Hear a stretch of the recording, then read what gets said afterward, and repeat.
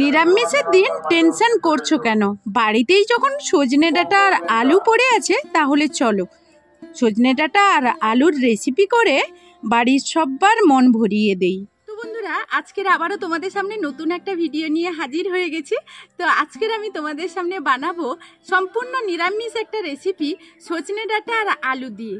এই সজনে ডাঁটা আলুর নিরামিষ রেসিপিটা যদি গরম ভাতে থাকে তাহলে আর কিছুর প্রয়োজন হবে না। তো চলো এই ভিডিওটা পুরো দেখতে থাকো। আশা করব আজকের আমার এই ভিডিওটা তোমাদের কাছে ভালো লাগবে। প্রথমেই আমি সজনে ডাঁটাগুলো কেটে নেব। আর সজনে ডাঁটাগুলো দেখো ভীষণই নরম। এই ডাঁটাগুলো খুব ভালো করেই আমি প্রথমেই একটা সাইজ করে সজনে ডাঁটা কেটে নেব। আমি এই রেসিপির জন্য এইভাবে একটা সাইজের সজনে ডাঁটা কেটে নিচ্ছি।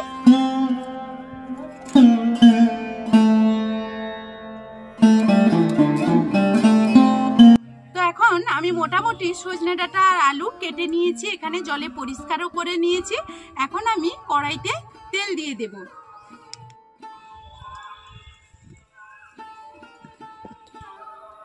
দিয়ে দেব আমি কেটে রাখা আলুগুলো। এখন দিয়ে দিচ্ছি লবণ, দিচ্ছি একটু হলুদ। লবণ আর হলুদ দিয়ে যদি আলুগুলো ভেজে নেওয়া যায় তাহলে দেখতেও যেমন ভালো লাগে, খেতেও ভালো লাগে। তো এইদিকে আলুটাতে আমি ঢাকনা দিয়ে দিয়েছি আর মাঝে মধ্যে নাড়াচাড়া করে দেব। এইদিকে আমি একটা মশলা পেস্ট করে নেব। নিয়ে নিচ্ছি এখানে সাদা সর্ষে 1 চামচ, কালো সর্ষে 1 চামচ, নিয়ে নিচ্ছি একটু পরিমাণ হলুদ, একটা কাঁচা লঙ্কা এখানে নিয়ে নিচ্ছি, ওটা পেকে গেছে। এখন আমি খুব ভালো করে এটাকে বেটে নেব।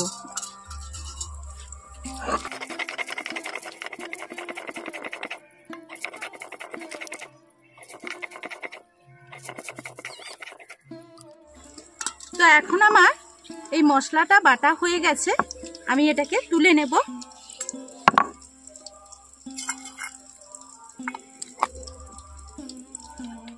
এখন আমি এইদিকে আলুর ঢাকনাটা খুলে নেব।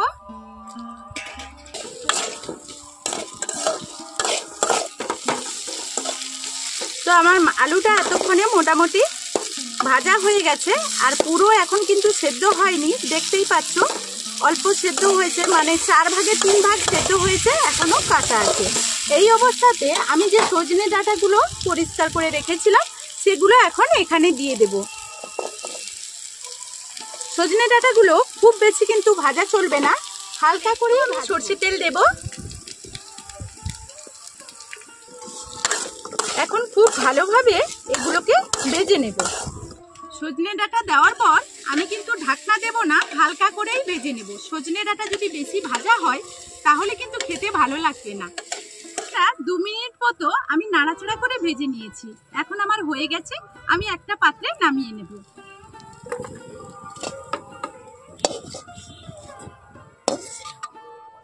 এখন এইভাবে সবগুলো নামিয়ে নেব। ওই কড়াইতে আবারও আমি তেল দিয়ে দিচ্ছি। এখানে দিয়ে দিচ্ছি একটা শুকনো লঙ্কা, আর দিয়ে দিচ্ছি তেজপাতা 2টো, কালো জিরা দিয়ে দিচ্ছি 1/2 চামচ,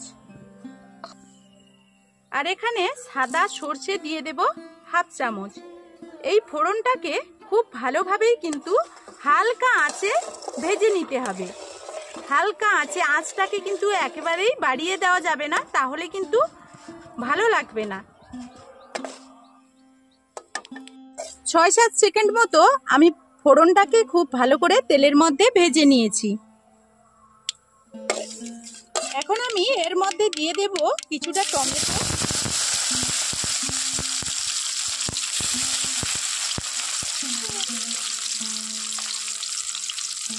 এখন এখানে দিয়ে দেব লবণ। লবণটা দিয়ে দিলে টমেটোটা তাড়াতাড়ি করে গলে যাবে। আর নিরামিষ যেহেতু রান্না করছি সেহেতু একটু টমেটো দিলে তাহলে গ্রেভিটাও খুব ভালো হবে। টমেটোটা হালকা ভাজা হয়ে গেছে। এখন আমি যে কালো সর্ষে সাদা সর্ষের পেস্টটা করে রেখেছিলাম সেটা এখন এখানে দিয়ে দিলাম। খুব ভালোভাবে আমি এখন এটাকে কষিয়ে নেব, তবে হালকা আঁচে কষাবো। খুব বেশি এটাকে কষিয়ে পুড়িয়ে ফেললে তাহলে কিন্তু সর্ষেটা তেতো লাগবে। এটাকে আমি খুব ভালোভাবে কষিয়ে নিয়েছি। এখন আঁচটাকে আবারও আমি একটু কমিয়ে দিচ্ছি। এখন এর মধ্যে দিয়ে দেব আমি আদার গুঁড়ো। তোমাদের কাছে আদা থাকলে সর্ষের সঙ্গে বেটে দিয়ে দিতে পারো। আমি গুঁড়ো করে রেখেছি, এটা আমি নিজেই বাড়িতে তৈরি করে রেখেছি।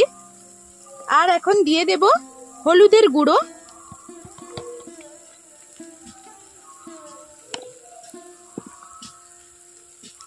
এখানে আমি দিয়ে দিচ্ছি কাশ্মীরি লঙ্কা।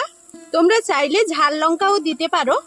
যেহেতু নিরামিষ রেসিপি সেহেতু কিন্তু লঙ্কাটা তত ভালো বেশি দিলে ভালো লাগবে না।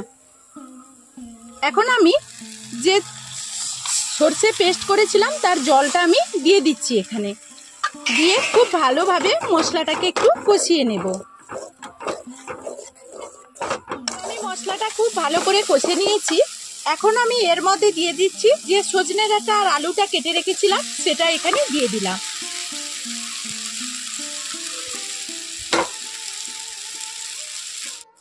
সজনে ডাঁটা আর আলুটাকে খুব ভালোভাবে কিন্তু মশলার সঙ্গে মিশিয়ে নিতে হবে। 2 মিনিট মতো একটু ভালো করে আমি কষিয়ে নেব।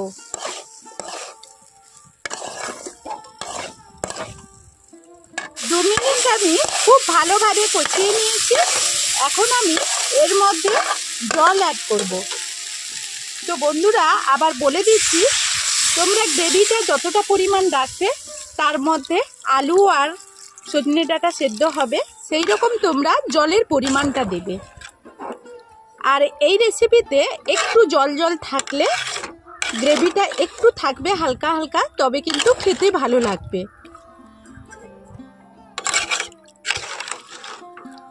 এখন আমি এখানে ঢাকনা দিয়ে দেব। 5 মিনিট মতো ঢাকনা দিয়ে রান্না করে নেব।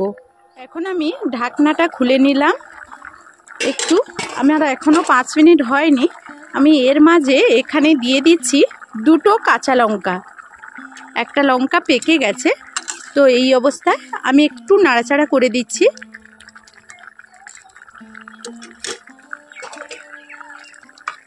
এখন আবারও ঢাকনা দিয়ে দেব। তো এখানে দেখো আমার তরকারিটা খুব সুন্দরভাবে কিন্তু হয়ে গেছে। আলুটাও সেদ্ধ হয়ে গেছে এখানে, আর ডাঁটাগুলোও সেদ্ধ হয়ে গেছে। এখন এখানে আমি দিয়ে দিচ্ছি 1 চামচ সর্ষের তেল। তো নিরামিষ রান্নায় যেহেতু আমি সর্ষে দিয়ে রেখেছি, এই সর্ষের তেলটা কিন্তু শেষমেশ দারুণ স্বাদ এনে দেয়।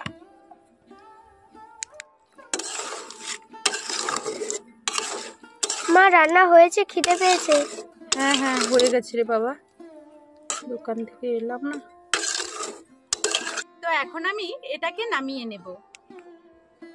তো এইভাবে তোমরা নিরামিষ আলু আর সজনে ডাঁটার এই রেসিপিটা যখন বানিয়ে নেবে, গরম ভাতে আর কিছুই লাগবে না।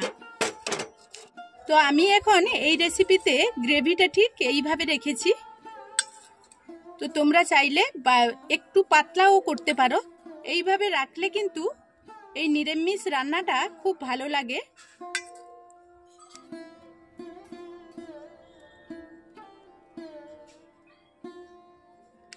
তো বন্ধুরা আজকের মতো ভিডিওটা এই পর্যন্ত। ফিরে আসবো নতুন কোনো ভিডিও নিয়ে। ততক্ষণ সবাই সবার পরিবারকে নিয়ে ভালো থাকবে, সুস্থ থাকবে। টাটা।